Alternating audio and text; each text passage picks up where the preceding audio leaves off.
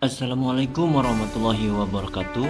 Saya Dedi Salman, calon guru penggerak angkatan ke-8 dari SMA Negeri 1 Nunukan Selatan, Provinsi Kalimantan Utara. Pada tayangan video ini, saya akan menyampaikan tentang koneksi antar materi modul 3.2, yaitu pemimpin dalam pengelolaan sumber daya. Ekosistem merupakan sebuah tata interaksi antara makhluk hidup dan unsur yang tidak hidup dalam sebuah lingkungan. Jika diibaratkan sebagai sebuah ekosistem, sekolah adalah sebuah bentuk interaksi antara faktor biotik, unsur yang hidup, dan abiotik, unsur yang tidak hidup. Kedua unsur ini saling berinteraksi satu sama lainnya sehingga mampu menciptakan hubungan yang selaras dan harmonis. Satuan pendidikan sebagai sebuah komunitas mempunyai hak mengatur, melaksanakan, dan mengawasi kegiatan pendidikan agar efisiensi dan efektivitas penyelenggara pendidikan dapat tercapai, seperti yang diisyaratkan dalam standar pengelolaan pendidikan. Untuk dapat menyelenggarakan pendidikan secara efektif dan efisien, tentu membutuhkan peran seluruh warga sekolah melalui pendekatan komunitas berbasis aset. Pendekatan ABCD, Assess Based Community Development, atau perkembangan komunitas berbasis aset atau PKBA, adalah suatu pendekatan yang menekankan pada nilai, prinsip, cara berpikir mengenai dunia, memberikan nilai lebih pada kapasitas, kemampuan, pengetahuan, jaringan, dan potensi yang dimiliki oleh komunitas. Memusatkan pikiran pada kekuatan positif, pada apa yang bekerja, yang menjadi inspirasi, yang menjadi kekuatan ataupun potensi yang positif. Pemanfaatan sumber daya yang ada di sekolah menjadi modal utama dalam membangun kekuatan atau potensi dalam ruang lingkup warga sekolah, lingkungan, dan masyarakat yang bermuara pada kebermanfaatan bagi peserta didik. Sumber daya sebagai suatu komunitas sekolah adalah suatu kesatuan yang tidak bisa berdiri sendiri. Dalam pengelolaan sumber daya oleh pemimpin pembelajaran, dalam pemanfaatan pada aset-aset sekolah yang dimiliki, dikelola dengan baik oleh seseorang pemimpin pembelajaran. Sebagai sebuah ekosistem di sekolah, sumber daya yang ada saling berhubungan atau berinteraksi atau hubungan timbal balik atau saling ketergantungan antara komponen dalam ekosistem, yaitu dalam hal ini adalah komponen biotik, yaitu unsur yang hidup, dan komponen abiotik, yaitu unsur yang tidak hidup dalam sebuah lingkungan. Lalu, faktor-faktor apa yang mempengaruhi dan saling membutuhkan keterlibatan secara aktif, yaitu faktor biotik dan abiotik. Faktor biotik contohnya hubungan antara murid, kepala sekolah, guru, staf atau tenaga kependidikan, dan pengawas sekolah, serta orang tua dan masyarakat sekitar sekolah. Sedangkan faktor abiotik diantaranya keuangan dan sarana prasarana, termasuk media pembelajaran dan teknologi informasi komunikasi. Terdapat 7 kekuatan atau potensi sumber daya yang ada di sekolah sebagai pemimpin pelajaran, yaitu modal manusia, modal fisik, modal sosial, modal finansial, modal politik, modal lingkungan atau alam, dan modal agama dan budaya. Terdapat 2 pendekatan berpikir pengelolaan aset, yaitu yang pertama, deficit based thinking, atau dengan kata lain pendekatan berbasis kekurangan atau masalah akan melihat dengan cara pandang negatif, memusatkan perhatian kita pada apa yang mengganggu, apa yang kurang, dan apa yang tidak bekerja. Dan yang kedua yaitu asset based thinking, yaitu memusatkan pikiran pada kekuatan positif, pada apa yang bekerja, yang menjadi inspirasi, yang menjadi kekuatan ataupun potensi yang positif. Selanjutnya, jelaskan dan berikan contoh bagaimana hubungan pengelolaan sumber daya yang tepat akan membantu proses pembelajaran murid menjadi lebih berkualitas. Yang pertama, contoh modal manusia. Pengelolaan sumber daya yang tepat dan tepat mendorong pada proses pembelajaran di kelas menjadi lebih berkualitas, merupakan bagian dari pengelolaan sumber daya yang ada di sekolah. Modal manusia sebagai sumber daya manusia yaitu guru dan tenaga kependidikan sebagai salah satu modal yang berkorelasi langsung pada peningkatan pembelajaran yang berkualitas. Yang kedua, contoh modal fisik. Pengelolaan modal lingkungan dipadu dengan modal fisik akan berkorelasi dengan peningkatan pembelajaran murid. Lingkungan sekolah yang kondusif dari segi sosial maupun politik akan menciptakan pembelajaran yang nyaman, menyenangkan, dan berpihak pada murid. Sumber daya ini sebagai aset sekolah dapat digunakan untuk meningkatkan kualitas pembelajaran. Yang ketiga, contoh modal sosial. Modal sosial melalui kerjasama dengan MGMP sekolah maupun NGMP antar sekolah untuk meningkatkan kompetensi guru. Kerjasama ini dengan puskesmas untuk meningkatkan mutu kesehatan di sekolah, Dan modal fisik adalah bangunan dan sarana prasarana yang dapat dimanfaatkan sesuai dengan bentuk dan pemanfaatannya.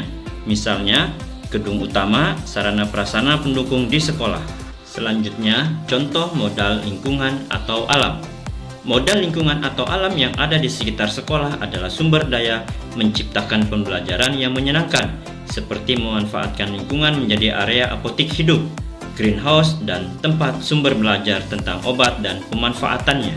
Selanjutnya, modal finansial.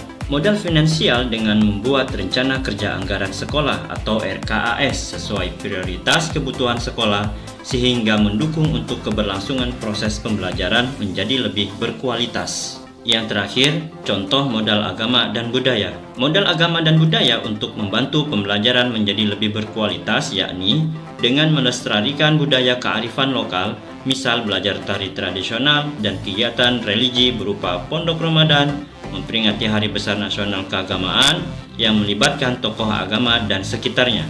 Lalu, bagaimana pemimpin pembelajaran dalam pengelolaan sumber daya? Di dalam ekosistem sekolah terdapat interaksi antara faktor biotik dan abiotik. Faktor biotik terdiri atas murid, kepala sekolah, guru, tenaga kependidikan, pengawas sekolah, orang tua murid, dan masyarakat sekitar sekolah. Sedangkan faktor abiotik terdiri atas keuangan, serta sarana dan prasarana. Kedua faktor ini saling berinteraksi satu sama lain, di mana satu faktor akan mempengaruhi faktor lainnya. Faktor-faktor biotik akan saling membutuhkan satu sama lainnya, sedangkan faktor-faktor abiotik akan berperan mempengaruhi tingkat keberhasilan proses pembelajaran. Seorang pemimpin diharapkan dapat membangun ekosistem yang dapat merangsang kreativitas untuk menunjang keberhasilan tujuan pendidikan. Keberhasilan sebuah proses pembelajaran sangat tergantung pada cara pandang dalam melihat ekosistemnya, apakah sebagai kekuatan atau sebagai kekurangan. Pemimpin yang memandang semua yang dimiliki adalah suatu kekuatan tidak akan berfokus pada kekurangan, tapi berupaya pada pemanfaatan aset atau sumber daya yang dimiliki. Dengan kata lain, pemimpin harus bisa memberdayakan sumber daya yang ada di sekolahnya untuk mengembangkan dan memajukan sekolah sehingga dapat mencapai visi dan misi sekolahnya. Pertanyaan selanjutnya yaitu, berikan beberapa contoh bagaimana materi ini juga berhubungan atau keterkaitan dengan modul lainnya atau sebelumnya selama mengikuti pendidikan guru penggerak. Yang pertama, refleksi filosofi pendidikan Ki Hajar Dewantara. Ki Hajar Dewantara melalui filosofinya bahwa pendidikan adalah kegiatan yang menuntun segala kekuatan kodrat yang ada pada anak-anak agar mereka mencapai keselamatan dan kebahagiaan yang setinggi-tingginya baik sebagai manusia maupun anggota masyarakat. Pemanfaatan aset kekuatan guru dan murid sehingga guru sebagai pemimpin pembelajaran harus dapat melakukan proses pembelajaran yang menyenangkan dan berpihak pada murid, karena murid bukanlah kertas kosong, namun setiap murid memiliki potensi yang berbeda-beda, dan tugas kita sebagai guru hanya menuntun dan menebalkan potensi yang sudah mereka miliki. Yang kedua, refleksi nilai dan peran guru penggerak. Guru sebagai pendidik merupakan salah satu dari 7 modal utama, yaitu modal manusia. Guru sebagai pemimpin pembelajaran, nilai dan peran yang sangat penting dalam pembelajaran di kelas sehingga nilai-nilai mandiri, kolaboratif, reflektif, inovatif, dan berpihak pada murid harus dijadikan sebagai landasan dalam terciptanya pembelajar yang sesuai dengan profil pelajar Pancasila. Dan guru juga dapat berperan dalam membangun sinergi di lingkungan sekolah sebagai pemimpin pembelajaran, menggerakkan komunitas praktisi, menjadi coach bagi guru yang lain, mendorong kolaborasi antar guru, serta mewujudkan kepemimpinan murid dengan nilai dan peran guru secara aktif. Maka akan menciptakan generasi unggul dengan memanfaatkan modal utama untuk menggali potensi murid-muridnya. Yang berikutnya, refleksi visi guru penggerak. Guru sebagai pemimpin pembelajaran harus memiliki visi guru penggerak yang berbasis IA atau inquiry apresiatif melalui alur bagja. Pada konsep tersebut dapat juga digunakan sebagai pengelolaan sumber daya yang ada di sekolah. Inquiry apresiatif adalah suatu filosofi landasan berpikir yang berfokus pada upaya kolaboratif untuk menemukan hal positif dalam diri seseorang, organisasi, dan dunia sekitarnya, baik dari masa lalu, masa kini, maupun masa depan. Selanjutnya, refleksi budaya positif. Salah satu aset atau kekuatan berupa modal agama dan budaya. Budaya positif di lingkungan sekolah merupakan budaya yang mendukung segala bentuk perkembangan murid dengan tujuan memanusiakan manusia dengan menerapkan disiplin positif, motivasi perilaku manusia atau hukuman dan penghargaan, posisi kontrol restitusi, keyakinan sekolah atau kelas, sehingga akan menghasilkan produk murid yang memiliki karakter kuat di masa depan. Misalnya, dengan melakukan langkah-langkah restitusi dalam menyelesaikan masalah pada murid, sehingga menciptakan murid yang memiliki karakter positif di masa depannya. Selanjutnya, refleksi pembelajaran untuk memenuhi kebutuhan atau berdiferensiasi. Pembelajaran berdiferensiasi adalah sebuah cara dalam pembelajaran yang sangat berpihak pada murid, berupa pemetaan murid berupa kesiapan belajar, minat dan profil belajar murid yang berbeda sesuai dengan keunikannya.